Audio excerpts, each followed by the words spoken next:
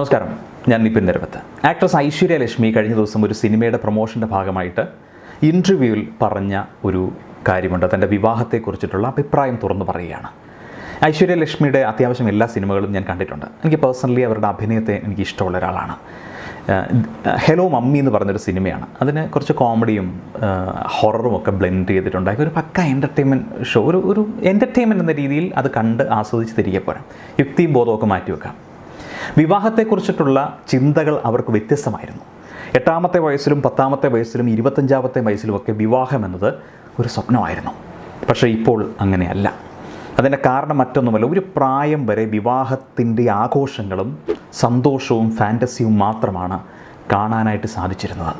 എന്നാൽ കുറച്ചുകൂടി വളർന്നപ്പോൾ ലോകം കാണാൻ തുടങ്ങിയപ്പോഴാണ് ചുറ്റുമുള്ള ഓരോ വിവാഹ ബന്ധങ്ങളും നേരിൽ കണ്ടനുഭവിക്കാൻ തുടങ്ങിയത്.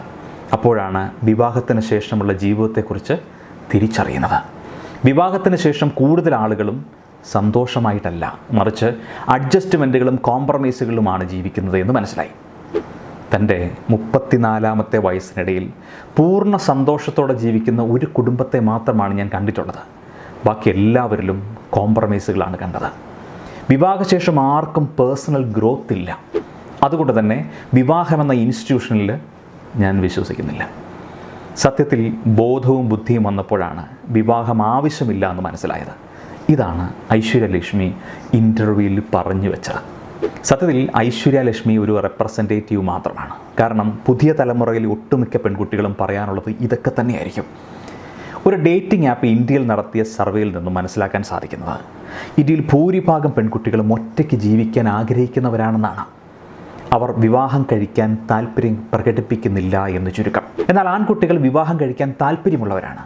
വിവാഹം കഴിക്കാതെ ജീവിക്കുന്ന ഭൂരിഭാഗം ആൺകുട്ടികളും പെൺകുട്ടികളെ കിട്ടാത്തതിൻ്റെ പേരിൽ സിംഗിളായി ജീവിക്കേണ്ടി വരുന്നവരാണ്. അതായത് ദിനം പ്രതി പെൺകുട്ടികൾക്ക് വിവാഹത്തോടുള്ള താല്പര്യങ്ങൾ കുറഞ്ഞു വരികയാണ് എന്നാണ് പറഞ്ഞങ്ങൾ. താല്പര്യമുള്ള കുറച്ചു പേരെങ്കിലും മുൻ പറഞ്ഞതുപോലെ കുടുംബത്തിൻ്റെ ഇഷ്ടം നോക്കിയല്ല, സ്വന്തം താല്പര്യങ്ങൾ നോക്കിയും ചൂസിയായൊക്കെ തന്നെയാണ് പങ്കാളിയെ തിരഞ്ഞെടുക്കുന്നത്. ഇത് പുരുഷന്മാരെ സംബന്ധിച്ചോളം വലിയൊരു പ്രതിസന്ധി തന്നെയാണ്. എന്തായാലും ഒറ്റയ്ക്ക് ജീവിക്കാൻ താല്പര്യപ്പെടുന്നത് കൂടുതലും സ്ത്രീകൾ തന്നെയാണ്. അങ്ങനെ ഒരു തീരുമാനത്തിലെത്താൻ പലർക്കും പല കാരണങ്ങളുണ്ട്. അതിലൊന്നാമത്തെ കാര്യം സ്വാതന്ത്ര്യം തന്നെയാണ്. കേൾക്കുമ്പോൾ ചിലപ്പോൾ നെറ്റി ചൊളിയും. ഞാൻ 5 കാര്യങ്ങൾ പറയാം. ചെറുപ്പം മുതൽ ഒരു പെൺകുട്ടിക്ക് നിരസിക്കപ്പെടുന്ന ഒന്നാണ് സ്വാതന്ത്ര്യം. സ്ത്രീ സ്വാതന്ത്ര്യമർഹി എന്ന എല്ലാ കാലത്തും വളരെ പ്രശസ്തമാണ്, ശരിയുമാണ്. മാതാപിതാക്കളെ ആശ്രയിച്ച് ജീവിക്കുന്ന കാലം അത്രയും അവർ പറയുന്നതനുസരിച്ച് ജീവിക്കണം. അത് കഴിഞ്ഞ് സ്വന്തം കാലിൽ നിന്ന് തുടങ്ങുമ്പോഴേക്കും വിവാഹമെന്ന ചട്ടക്കൂടിൽ കൊണ്ടിടും. അവിടെ ഉത്തരവാദിത്തങ്ങളും ചുമതലകളും ജോലിഭാരവും അങ്ങനെ എല്ലാം അവളുടെ തലയിലാവും. പിന്നെ താലി കെട്ടി എന്ന അധികാരത്തിൻ്റെ പേരിൽ ഭർത്താവിനെയും അവൻ്റെ കുടുംബത്തെയും അവൾ അനുസരിക്കുകയും സന്തോഷിപ്പിക്കുകയും ചെയ്യണം. അത് കഴിഞ്ഞ് പ്രായം ചെല്ലുമ്പോൾ മക്കളെ അനുസരിക്കണം.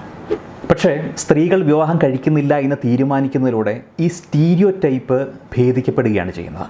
സ്വന്തം കാലിൽ ജീവിക്കുമ്പോൾ ചെറുപ്പം മുതൽ നഷ്ടപ്പെട്ട അവളുടെ സ്വാതന്ത്ര്യം അവൾക്ക് തിരികെ ലഭിക്കുന്നു.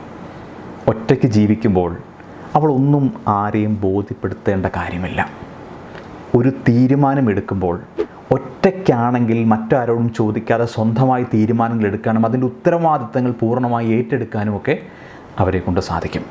അതുകൊണ്ട് തന്നെ സ്വാതന്ത്ര്യം ആസ്വദിക്കാനുള്ള ഏറ്റവും നല്ല വഴി ഒറ്റയായ ജീവിതം തന്നെയാണ് എന്ന് അവർ തീരുമാനിക്കുന്നു. രണ്ടാമത്തെ കാര്യം, സ്വയം വളരാനും സ്വന്തമായി ചിലത് ചെയ്യാനും അവൾക്ക് സാധിക്കുന്നു എന്നതാണ്. സ്വന്തം ഗ്രോത്തിന് വേണ്ടി സ്വന്തം സമയം ഉപയോഗിക്കാൻ അവൾക്ക് സാധിക്കും. ജീവിത പങ്കാളിയെ ഓർത്തോ മക്കളെക്കുറിച്ച് ഓർത്തോ ടെൻഷൻ വേണ്ട. അവരുടെ കാര്യങ്ങൾ, താല്പര്യങ്ങൾ എന്നിവയ്ക്ക് വേണ്ടി മാത്രം സമയം ചെലവഴിക്കുന്നു. സ്വന്തം ഇഷ്ടത്തിനും സൗഹൃദങ്ങൾക്കും വേണ്ടിയും കൂടുതൽ സമയം നൽകാൻ കഴിയും. ഒന്നിനും രണ്ടാമതൊരാളെ പേടിക്കേണ്ട കാര്യമില്ല. പലരും പറയാറുണ്ട്, നന്നായി മനസ്സിലാക്കുന്ന പങ്കാളി ഉണ്ടെങ്കിൽ ഇതൊന്നും ഒരു പ്രശ്നമല്ല എന്നൊക്കെ. പക്ഷെ ഒരു റിലേഷൻഷിപ്പിലാണെങ്കിൽ ഉറപ്പായും കുടുംബത്തെ ആളുകളുടെ സൗകര്യം നോക്കി തന്നെ വേണം. പലതും അനുവാദം ചോദിച്ചു വേണം, അഭിപ്രായങ്ങൾ ചോദിച്ചു വേണം, വിട്ടുവീഴ്ചകൾ ചെയ്തു വേണം അവർക്ക് മുന്നോട്ട് പോകാൻ. ഒറ്റയ്ക്ക് ജീവിക്കുമ്പോൾ ഇതൊന്നും വേണ്ട. മൂന്നാമത്തെ കാര്യം, ഇൻഡിപെൻഡൻ്റ് ആണ് എന്ന് തോന്നുമ്പോൾ ജീവിക്കാൻ മറ്റൊരാൾ ആവശ്യമില്ല എന്ന ചിന്തയാണ്. സിംഗിൾ എന്നതിനേക്കാൾ ഇൻഡിപെൻഡൻ്റ് ആവുക എന്നതാണ് അർത്ഥം. സിംഗിൾ ആയാലും കമ്മിറ്റഡ് ആയാലും പണമില്ലെങ്കിൽ ജീവിതമില്ല. അതാണ് സത്യം. സാമ്പത്തികമായി സ്വാതന്ത്ര്യമുള്ള ജോലിയുള്ള ഒരാൾ വിവാഹം കഴിച്ചില്ലെങ്കിലും ആരും തുണയില്ലെങ്കിലും സന്തോഷമായും സമാധാനമായും ജീവിക്കാൻ സാധിക്കും.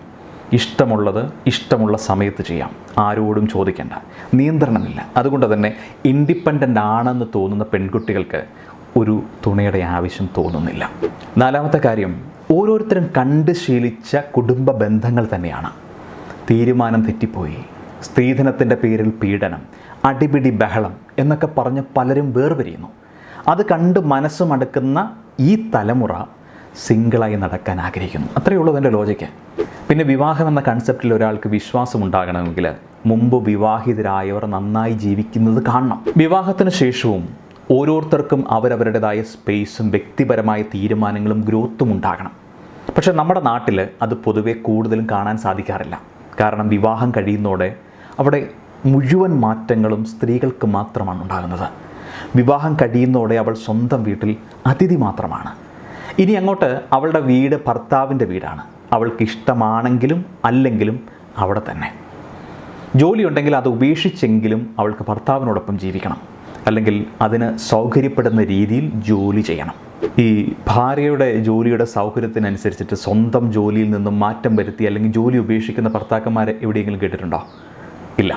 സ്ത്രീ പുറമേ പോയി ജോലി ചെയ്താലും വീട്ടിലെ ജോലിയും അവൾ തന്നെ ചെയ്യണം. ഭർത്താവിനും കുടുംബത്തിനും ഒരു കുറവും ഉണ്ടാകാൻ പാടില്ല എന്ന് ഭാര്യയുടെ റെസ്പോൺസിബിലിറ്റി ആണ് പോലും. ഭർത്താവിൻ്റെ അല്ലെങ്കിൽ കുടുംബത്തിൻ്റെ ഇഷ്ടം പോലെ കൺസീവ് ചെയ്യണം, മക്കളെ വളർത്തണം. സ്വന്തം ജോലി അതിന് തടസ്സമാണെങ്കിൽ അത് ഉപേക്ഷിക്കണം. അല്ലാതെ ഏത് ഭർത്താവാണ് ജോലി കളഞ്ഞ് മക്കളെ നോക്കാൻ വീട്ടിയിരിക്കുന്നത്? ഇവിടെ സ്ത്രീയുടെ ഇഷ്ടത്തിനും വളർച്ചയ്ക്കുമൊന്നും ഒരു പ്രാധാന്യവുമില്ല. സ്വന്തം മാതാപിതാക്കളെ നോക്കിയില്ലെങ്കിലും ഭർത്താവിൻ്റെ വീട്ടുകാരെ നോക്കുകയും തൃപ്തിപ്പെടുത്തുകയും ഒക്കെ വേണം. സ്വന്തം വീട്ടിലെ ഫംഗ്ഷന് പോയില്ലെങ്കിലും ഭർത്താവിൻ്റെ വീട്ടിലെ ഒരു ഫംഗ്ഷൻ പോലും മിസ്സ് ചെയ്യാൻ പാടില്ല.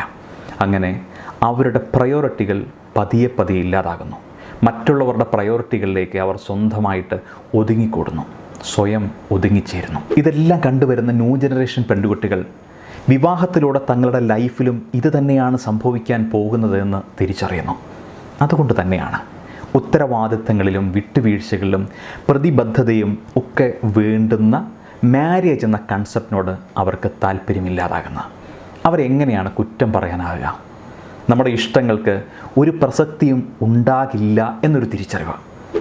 നമ്മൾ ഒരുപാട് ത്യാഗങ്ങൾ ചെയ്യേണ്ടി വരും, ഒരുപാട് സഹിക്കേണ്ടി വരും, മറ്റുള്ളവരുടെ ഇഷ്ടങ്ങൾക്കനുസരിച്ചിട്ട് കാര്യങ്ങൾ ചെയ്യേണ്ടി വരും എന്നൊക്കെ മനസ്സിലാക്കുമ്പോൾ ആരാണ് അങ്ങനെ ഒരു ജീവിതം തിരഞ്ഞെടുക്കുക? മൊത്തത്തിൽ സ്ത്രീകളുടെ കാഴ്ചപ്പാടിൽ വിവാഹ ജീവിതം പലതിനും ഒരു തടസ്സമാണ്, അല്ലെങ്കിൽ അവസാനമാണ്. സോ ഒരുപാട് എഫേർട്ടുകളും സ്ട്രെസ്സുകളുമുള്ള ആ ജീവിതം ഞങ്ങൾക്കാവശ്യമില്ല എന്ന് അവരും തീരുമാനിക്കുന്നു. ഈ കാരണങ്ങളൊക്കെ ഒന്ന് മാറ്റാൻ കഴിഞ്ഞാൽ പെൺകുട്ടികളുടെ കാഴ്ചപ്പാടിലും മാറ്റമുണ്ടാകും. അങ്ങനൊരു മാറ്റം അനിവാര്യമാണ്. കാരണം ഇതൊരു പെണ്ണിൻ്റെ ആവശ്യമല്ല, ലോകത്തിൻ്റെയും പുരുഷൻ്റെയും നിലനിൽപ്പിൻ്റെ ആവശ്യമാണ്. ഇനിയൊരു നല്ല തലമുറ ജന്മം എടുക്കണമെങ്കിലും ലോകം നിലനിന്ന് പോകണമെങ്കിലും സ്ത്രീകൾ തന്നെ വിചാരിക്കണം. അതുമാത്രമല്ല, പുരുഷൻ്റെ അതിജീവനത്തിനും സ്ത്രീ ആവശ്യമാണ്. അതുകൊണ്ട് തന്നെ പെൺകുട്ടികൾക്ക് വിവാഹത്തെക്കുറിച്ചിട്ടുള്ള, അത് കഴിഞ്ഞുള്ള ജീവിതത്തെക്കുറിച്ചിട്ടുള്ള ആശങ്ക ഇല്ലാതാക്കുക എന്നുള്ളത് നമ്മൾ കാണിച്ചു കൊടുക്കേണ്ടതാണ്. അതിന് ഏറ്റവും കൂടുതൽ സാധ്യമാകുന്നത് ഇപ്പോൾ വിവാഹം കഴിച്ച് ജീവിക്കുന്നവരാണ്.